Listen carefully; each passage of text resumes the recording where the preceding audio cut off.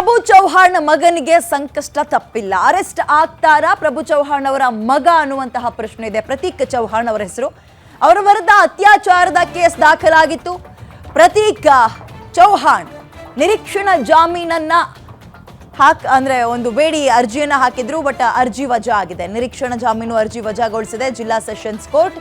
ವಾದ ಪ್ರತಿವಾದವನ್ನು ಆಲಿಸಿ ಅರ್ಜಿಯನ್ನ ವಜಾಗೊಳಿಸಲಾಗಿದೆ.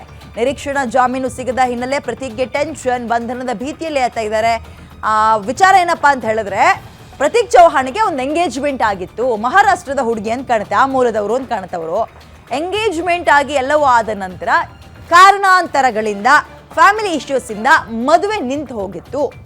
ಬಟ್ ಈಗ ಹೆಣ್ಣುಮಗಳು ಮಾಡ್ತಾ ಇರುವಂತಹ ಆರೋಪ, ಪ್ರತೀಕ್ ಚೌಹಾಣ್ ಮಾಜಿ ಸಚಿವ ಪ್ರಭು ಚೌಹಾಣ್ ಅವರ ಮಗ ಪ್ರತೀಕ್ ಚೌಹಾಣ್ ಎಂಗೇಜ್ಮೆಂಟ್ ಎಲ್ಲ ಆದ ನಂತರ ಮದುವೆ ಆಗ್ತೀನಿ ಎನ್ನುವ ಸಲುಗೆಯಿಂದ ನನ್ನನ್ನು ನಂಬಿಸಿ ಹೋಟೆಲ್ ರೂಮಿಗೆ ಕರ್ಕೊಂಡೋಗಿ ನನ್ನ ಮೇಲೆ ಅತ್ಯಾಚಾರ ಎಸಗಿದ್ದಾರೆ ಅನ್ನುವ ಆರೋಪವನ್ನು ಆಕೆ ಮಾಡಿದ್ದಾಳೆ.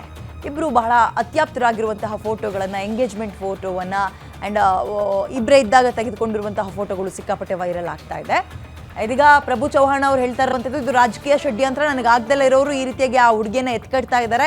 ಇಬ್ಬರೂ ಮನೆಯವರು ಒಪ್ಕೊಂಡೇ ಈ ಮದುವೆಯಿಂದ ದೂರ ಸರಿದಿದ್ವಿ. ಬಟ್ ಈಗ ಯಾಕೆ ಆ ಹೆಣ್ಮಗಳು ಈ ರೀತಿ ಆರೋಪವನ್ನು ಮಾಡ್ತಿದ್ದಾಳೋ ಗೊತ್ತಿಲ್ಲ. ನನ್ನ ಮಗ ಇಂತಹ ಕೆಲಸವನ್ನು ಮಾಡಕ್ಕೆ ಹೋಗಿರಲ್ಲ ಅಂತ ಮಗನಿಗೆ ಕ್ಲೀನ್ ಚಿಟ್ ಕೊಡುವಂತಹ ಕೆಲಸಕ್ಕೆ ಪ್ರಭು ಚೌಹಾಣ್ ಮುಂದಾಗಿದ್ರು. ಬಟ್ ಅವ್ರೇನು ಜಡ್ಜ್ ಅಲ್ವಲ್ಲ, ಕೋರ್ಟ್ ಅಲ್ವಲ್ಲ ಅವ್ರು ತೀರ್ಪು ಕೊಡೋಕ್ಕೆ. ತಂದೆ ಎನ್ನುವ ವಿಶ್ವಾಸದಲ್ಲಿ ಮಗನ ಮೇಲೆ ಈ ರೀತಿಯ ಮಾತುಗಳನ್ನು ಆಡ್ಬೋದು. ಅಲ್ಟಿಮೇಟ್ ಆಗಿ ನಿರ್ಧಾರ ಆಗಬೇಕಾಗಿರೋದು ಕೋರ್ಟಲ್ಲಿ. ಇವೆಲ್ಲವೂ ಆಗ್ತಾ ಇದ್ದಂತೆ ಎಲ್ಲಿ ಕೇಸ್ ಹಾಕ್ಬಿಡ್ತಾರೋ ಅಂತ ಪ್ರತೀಕ್ ಚೌಹಾಣ್ ಒಂದು ಆಂಟಿಸಿಪೇಟರಿ ಬೇಲ್, ನನ್ನನ್ನು ಬಂಧಿಸಬಾರ್ದು ಅನ್ನೋ ಹಿನ್ನೆಲೆಯಲ್ಲಿ ಜಾಮೀನಿನ ಮೊರೆ ಹೋಗಿದ್ರು. ಬಟ್ ಆ ಅರ್ಜಿ ಇದೀಗ ವಜಾ ಆಗಿದೆ.